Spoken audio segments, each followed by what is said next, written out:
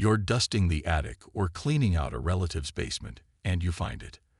A dusty painting, a quirky piece of jewelry, a set of old chairs. Your heart does a little flutter. What if? You whisper to yourself. What if this is the one? That fantasy is the secret sauce of the show. It's the allure that draws thousands of people to line up at convention centers and historic manors, clutching their hopeful treasures.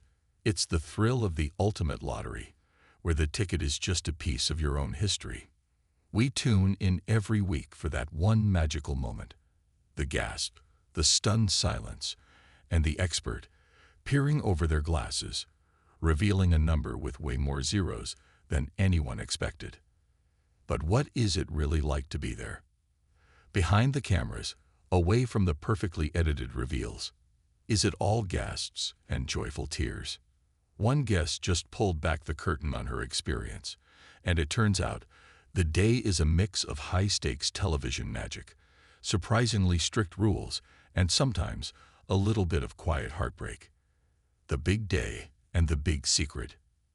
Journalist Jennifer Koff, a writer for Country Living, was invited to attend a filming of the beloved show at Grant's Farm in St. Louis. Like everyone else, she brought along her own items, harboring that familiar spark of hope.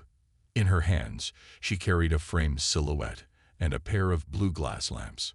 The energy on set, she described, was electric.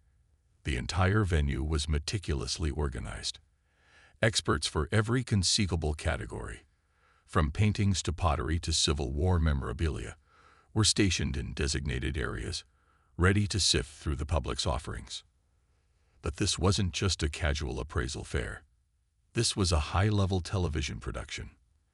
Jennifer noted that in between the main appraisal lines, there were 3 different filming studios. The iconic tables where the magic happens, all set up for those big-time appraisals. And that's when she ran into the #1 rule. As a journalist, her instinct was to document everything.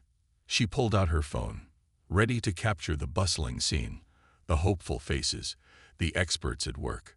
She was stopped immediately.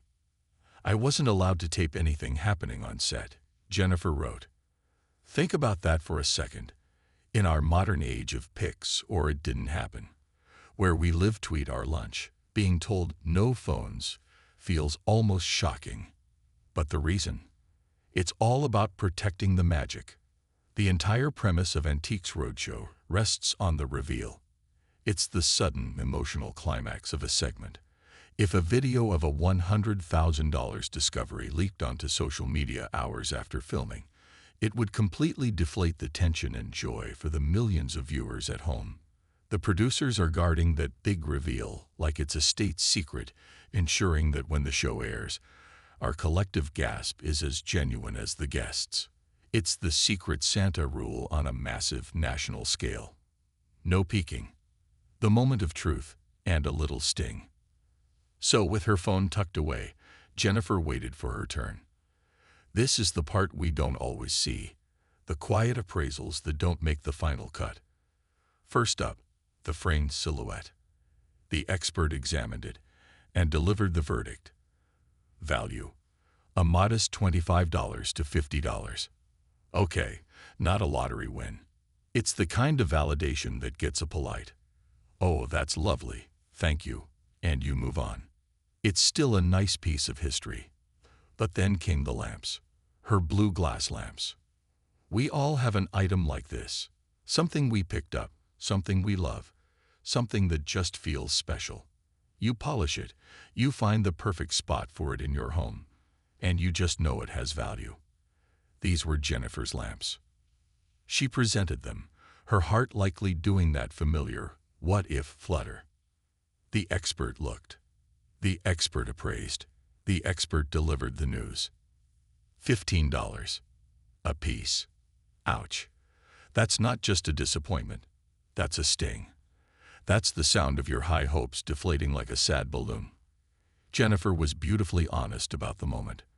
"I have to admit," she wrote, "this hurt a little." And who can't relate to that? It's not really about the money. It's not about getting rich.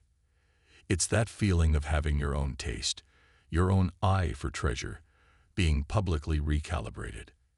It's the moment you realize your hidden gem is, well, just a lamp. But here's the part that makes her story so wonderful. She concluded, "But I still love my lamps and will find a perfect spot for them soon." And that right there is the other side of the show. It's the reminder that the true value of an object isn't always its price tag. The value is in the story, the joy it brings you, and the perfect spot it holds in your home.